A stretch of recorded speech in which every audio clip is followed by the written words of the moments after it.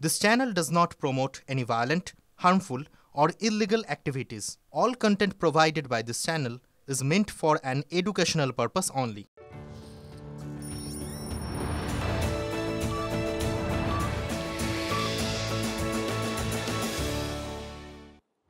নমস্কার, স্বাগত আপনাকে টিভি9 বাংলায়। আরও একবার আমি দীপ রয়েছে আপনার সঙ্গে। এখনো পর্যন্ত ঘটে চলা সব বড় খবর নিয়ে শুরু করছি পাঁচ কথা।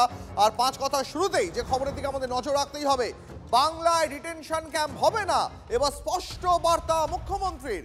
এ রাজ্যে সব ধর্ম সুরক্ষিত, কেন্দ্র যেন ব্রিটিশদের মতন হুলিয়া না চাপায়, নির্দেশ চাপিয়ে না দেয়। কিন্তু রাজ্য সরকার মানুষের পাশেই থাকবে, উন্নয়নের খতিয়ান পেশ করে বললেন মমতা। আমি কমিউনাল পলিটিক্স করি না, কিন্তু আমি সেকুলার পলিটিক্স করি। আমি সংবিধান মানি, তাই সর্বধর্মের সব মানুষকে সম্মান করি। বাংলায় সবার জন্য মনে রাখবেন নিশ্চিন্ত নিরাপত্তা। এখানে কোনো ডিটেনশন ক্যাম্প করে আমরা কাউকে দুর্ভোগের অরাজকতা সৃষ্টি করতে দিই না। বাংলার মানুষ বাংলায় ভালো থাকুন। আমরা যেমন অন্য রাজ্য নিয়ে ইন্টারফেয়ার করি না, তেমনি দয়া করে কেন্দ্রীয় সরকার আপনার কিছু বলার থাকলে রাজ্য সরকারকে বলবেন, কিন্তু আপনারা এমন কিছু হুলিয়া জারি করবেন না যেটা আগেকার দিনে ব্রিটিশ রাজারা করতো বা ব্রিটিশ শাসকরা করতো। ওটাকে আমরা বলি ইনস্ট্রাকশন, ফোর্সফুল ইনস্ট্রাকশন দেবেন না যাতে মানুষের ক্ষতি হয়। আর সেটা যদি করেন রাজ্য সরকার থেকে মানুষকে যতটা মদত করার আমরা তো করবই, কারণ আমরা তো মানুষের কাছে দায়বদ্ধ। বাংলায় ডিটেনশন ক্যাম্প হবে না, স্পষ্ট বার্তা মুখ্যমন্ত্রী মমতা বন্দ্যোপাধ্যায়ের। এই মুহূর্তে আমাদের সঙ্গে টেলিফোনে রয়েছেন বিজেপি নেতা দেবজিৎ সরকার। দেবজিৎ বাবু, মমতা বন্দ্যোপাধ্যায়ের বক্তব্য তো আপনাদের শোনালাম, কি বলবেন? কি হবে কি হবে না সেটা ঠিক করবেন সেই সংশ্লিষ্ট দপ্তরের লোকেরা।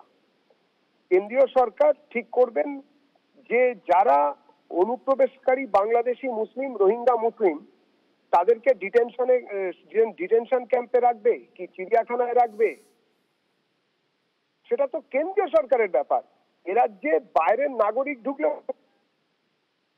কোথায়, তো তাদেরকে বিএসএফ দেখবে বা অন্য কেউ দেখবে, যে তখন কেন্দ্রীয় সরকার ঠিক করবেন সেটা দেখবেন। উনি এখন ব্যস্ত থাকুন, সামনে 26-এর পরে প্রচন্ড ছুটি পাবেন।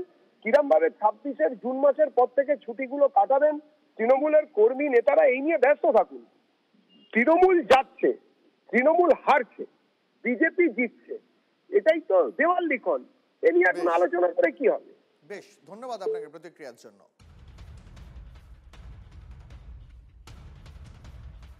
ধর্মনিরপেক্ষতা নিয়ে নাম না করে মুখ্যমন্ত্রীকে কটাক্ষ শুভেন্দুর। বাংলায় হিন্দুদের উপর আক্রমণ হচ্ছে, কিন্তু রাজধর্ম পালন হচ্ছে না। নিজের ধর্ম নিজেকেই রক্ষা করতে হবে, ইংরেজ বাজার থেকে বার্তা বিরোধী দলনেতার। হিন্দু সমাজকে ঐক্যবদ্ধ হতে হবে। কেউ বা কারা বলেন ধর্ম যার যার, উৎসব সবার। এই রাজ্যের বিরোধী দলনেতা যিনি হিন্দু ধর্মে বিশ্বাসী, তিনি বলেন ধর্ম যার যার, রক্ষা করার দায়িত্ব তার তার। আমরা ব্রাহ্মণ, ক্ষত্রিয়, বৈশ্য, শূদ্র জাতের নামে বিভক্ত হয়ে যাই, এর সুযোগ অন্যরা নেয়। তাই আপনাদেরকে ভাষার নামে, জাতের নামে বিভক্ত হওয়া যাবে না।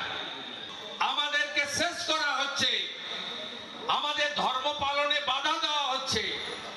আমরা যেখানে সংখ্যায় কম, সেখানে আমাদের উপরে সংগঠিত আক্রমণ করা হচ্ছে, এবং রাজধর্ম পালনের যাদের কথা, তারা আমাদেরকে সাহায্য করছে না।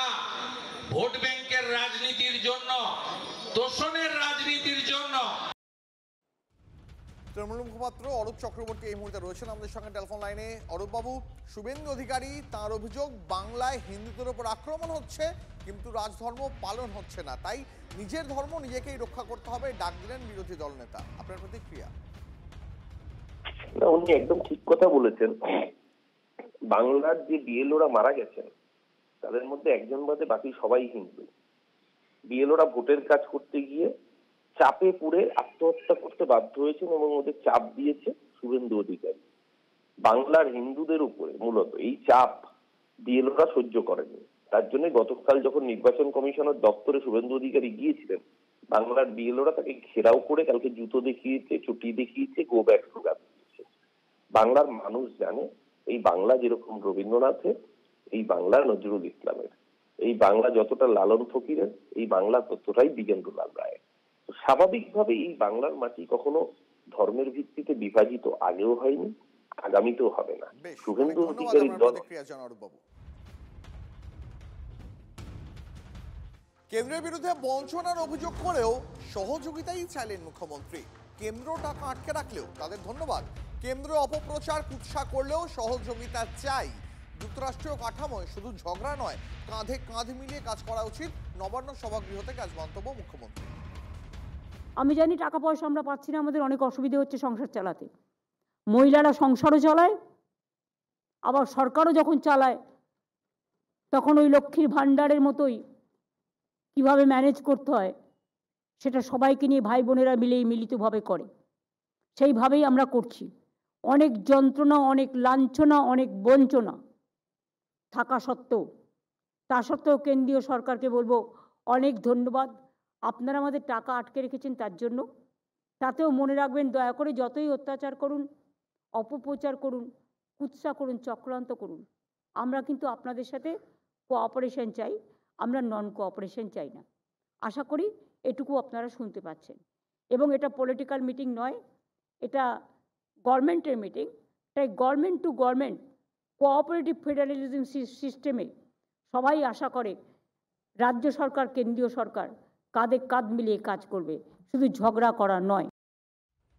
এই মুহূর্তে বিজেপি নেতা রাহুল সিনহা রয়েছেন আমাদের সঙ্গে টেলিফোন লাইনে। রাহুল বাবু, মমতা বন্দ্যোপাধ্যায় আজ নবান্ন সভাগৃহ থেকে বলছেন কেন্দ্রের বিরুদ্ধে তার বঞ্চনার অভিযোগ থাকলেও তিনি কেন্দ্রকে ধন্যবাদ জানাচ্ছেন, সহযোগিতা আশা করছেন, কি বলবেন? দেখুন, এই সহযোগিতাটা যদি কয়েক বছর আগে আশা করত তাহলে রাজ্যের চালচিত্র পাল্টে যেত। এখন বেকায়দায় পড়ে উনি সহযোগিতার কথা বলছেন। এর আগে আমরা কি দেখলাম? এর আগে আমরা দেখলাম যে মিটিং, সেই মিটিং ছেড়ে, কেন্দ্রীয় মিটিং ছেড়ে উনি চলে এলেন। অতএব কেন্দ্রীয় মিটিং বারবার বয়কট করেছেন। অতএব উনি আজকে ঠেলায় পড়ে এখন কেন্দ্রের সহযোগিতার কথা বলছেন।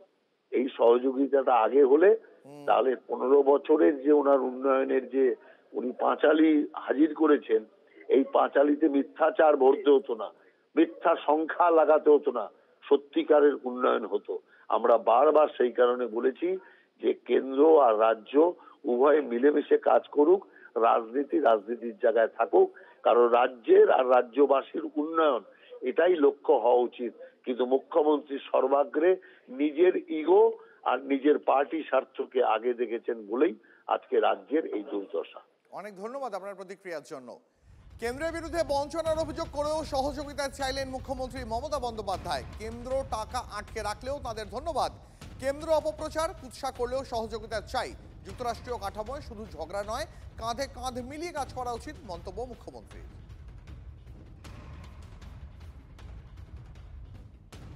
আমি জানি টাকা পয়সা আমরা পাচ্ছি না, আমাদের অনেক অসুবিধা হচ্ছে সংসার চালাতে। মহিলারা সংসারও চালায়, আবার সরকারও যখন চালায় তখন ওই লক্ষ্মীর ভাণ্ডারের মতোই কিভাবে ম্যানেজ করতে হয় সেটা সবাইকে নিয়ে ভাই বোনেরা মিলেই মিলিতভাবে করে, সেইভাবেই আমরা করছি। অনেক যন্ত্রণা, অনেক লাঞ্ছনা, অনেক বঞ্চনা থাকা সত্ত্বেও, তা সত্ত্বেও কেন্দ্রীয় সরকারকে বলবো অনেক ধন্যবাদ, আপনারা আমাদের টাকা আটকে রেখেছেন তার জন্য। তাতেও মনে রাখবেন, দয়া করে যতই অত্যাচার করুন, অপপ্রচার করুন, কুৎসা করুন, চক্রান্ত করুন, আমরা কিন্তু আপনাদের সাথে কোঅপারেশন চাই, আমরা নন কোঅপারেশন চাই না। আশা করি এটুকু আপনারা শুনতে পাচ্ছেন। এবং এটা পলিটিক্যাল মিটিং নয়, এটা গভর্নমেন্টের মিটিং। তাই government to government cooperative federalism সিস্টেমে সবাই আশা করে রাজ্য সরকার, কেন্দ্রীয় সরকার কাঁধে কাঁধ মিলিয়ে কাজ করবে, শুধু ঝগড়া করা নয়। কেন্দ্রের বিরুদ্ধে বঞ্চনার অভিযোগ করেও সহযোগিতা চাইলেন মুখ্যমন্ত্রী। কেন্দ্র টাকা আটকে রাখলেও তাদের ধন্যবাদ, কেন্দ্র অপপ্রচার কুৎসা করলেও সহযোগিতা চাই। যুক্তরাষ্ট্রীয় কাঠামোয় শুধু ঝগড়া নয়, কাঁধে কাঁধ মিলিয়ে কাজ করা উচিত। আজ নবান্ন সভাগৃহে তার 15 বছরের যে দপ্তর যে কাজ করেছে তার রিপোর্ট কার্ড প্রকাশের সময় মন্তব্য মুখ্যমন্ত্রী মমতা বন্দ্যোপাধ্যায়। অর্থাৎ একদিকে তিনি কেন্দ্রকে সামান্য খোঁচা দিলেও শেষ পর্যন্ত সহযোগিতাই চাইলেন মুখ্যমন্ত্রী।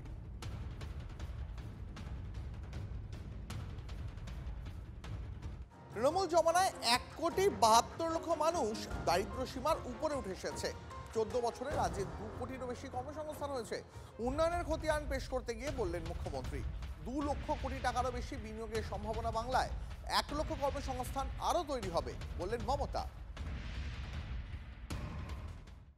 2013 থেকে 2023 সালের মধ্যেই আমরা 1,72,00,000 মানুষকে দারিদ্র সীমার থেকে বাইরে আনা হয়েছে, মানে তারা এখন দারিদ্র সীমার নিচে নেই। রাজ্যে শিল্প কর্মসংস্থানের সাফল্য, 14 বছরে রাজ্যে 2 কোটি লোকেরও বেশি কর্মসংস্থান হয়েছে।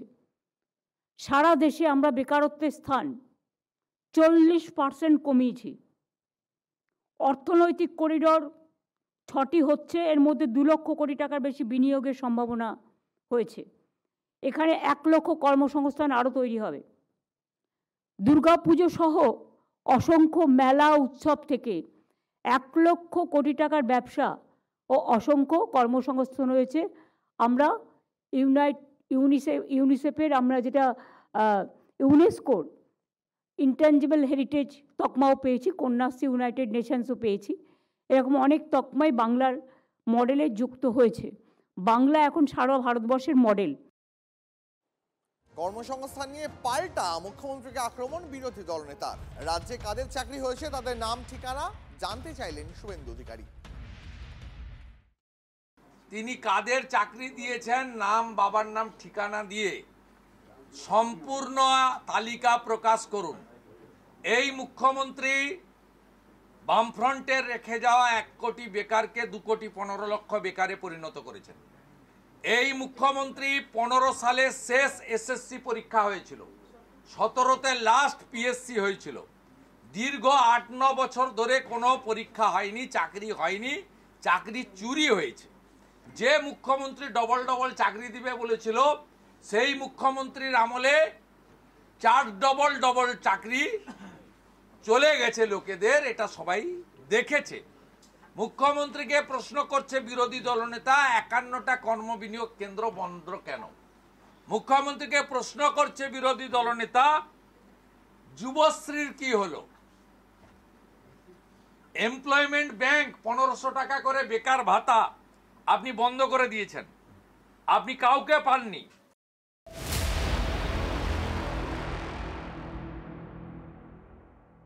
বাংলায় কমেছে করদাতার সংখ্যা, তথ্য দিয়ে খোঁচা অমিত মালব্যর। বাংলায় শিল্প নেই, কর্মসংস্থান শূন্য, অভাব রয়েছে সুশাসনেরও। ধারাবাহিক দুর্নীতি, তার ফলে বিনিয়োগ চলে যাচ্ছে বাংলা ছেড়ে, যার ফলে অন্যান্য জায়গার তুলনায় এ রাজ্যে রোজগার কম, উপার্জন কম। মোদী সরকারের কর ছাড়ের সুবিধা পাচ্ছে বাংলা। সোশ্যাল মিডিয়ায় খোঁচা বিজেপির আইটি সেলের প্রধান অমিত মালব্যর।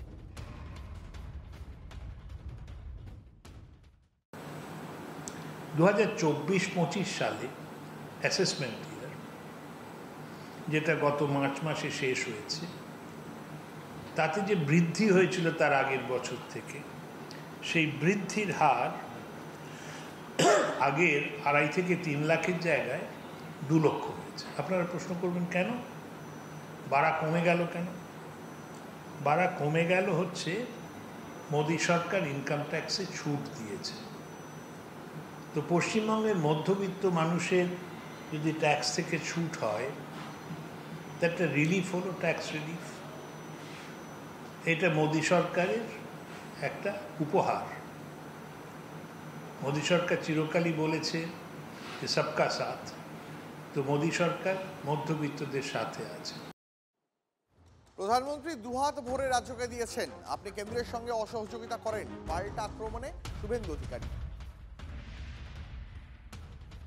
আপনার 14.5 বছরে ইন্ডাস্ট্রি বন্ধ হয়েছে 6,888। Gondalpara jute mill, Bhadreswar jute mill, Dabur চলে গেছে মধ্যপ্রদেশে, নতুন পেট্রোকেমিক্যাল চলে গেছে পারাদীপ উড়িষ্যাতে, টাটা ছেড়েছে রাজ্য। টাটা 1 টাকা পশ্চিমবঙ্গে আপনার সময় 14.5 বছরে ইনভেস্টমেন্ট করেনি। আপনি কার দিকে আঙুল তুলে বলছেন? প্রধানমন্ত্রীর দিকে। দুহাত ভরে প্রধানমন্ত্রী পশ্চিমবঙ্গকে দিয়েছেন। কল্যাণী এইমস দিয়েছেন ভারত সরকার, উত্তরবঙ্গে এইমস করতে চান, আপনি জমি দেননি। উত্তরবঙ্গের নাম শুনলেই আপনি ছিটকে ওঠেন, উত্তরবঙ্গ থেকে আপনি ভোট পান না বলে। আপনি অসহযোগিতা করেন ভারত সরকারকে। প্রধানমন্ত্রী পরিবর্তন সংকল্প যাত্রা আলিপুরদুয়ারে বলে গেছেন ৯১,০০০ কোটি টাকা দিতে চান, ৬১টা রেল প্রজেক্টে আপনি জমি দেননি। আপনি ৫৫০ কিলোমিটার বর্ডারে ফেন্সিং দিতে চায়, আপনি জমি দেননি। আপনি আয়ুষ্মান ভারত চালু করেননি, কি করবেন সব গাল ভরা ঢপের চপ খাইয়েছেন। আপনার মুখোশ খোলা হবে আগামী ২-৩ মাস ধরে রাজ্যের এলাকায় এলাকায়। রাজ্যের উন্নয়নের খতিয়ান পেশ করতে গিয়ে আজ আবারও কেন্দ্রীয় বঞ্চনার অভিযোগে সরব হন মুখ্যমন্ত্রী। তারই জবাব দেন শুভেন্দু অধিকারী।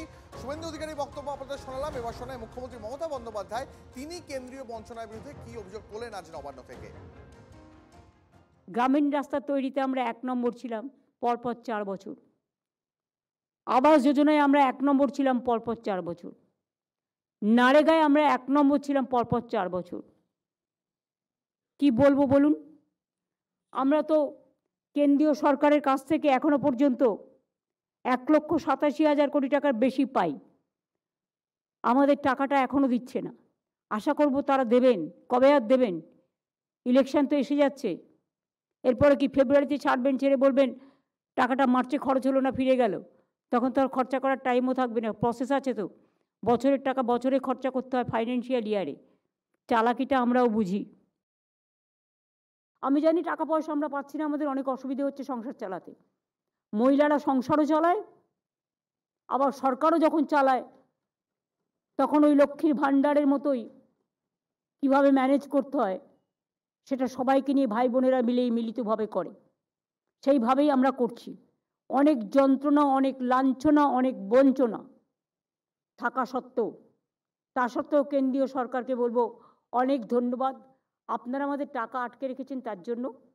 তাতেও মনে রাখবেন, দয়া করে যতই অত্যাচার করুন, অপপ্রচার করুন, কুৎসা করুন, চক্রান্ত করুন, আমরা কিন্তু আপনাদের সাথে কোঅপারেশন চাই, আমরা নন কোঅপারেশন চাই না। আশা করি এটুকু আপনারা শুনতে পাচ্ছেন।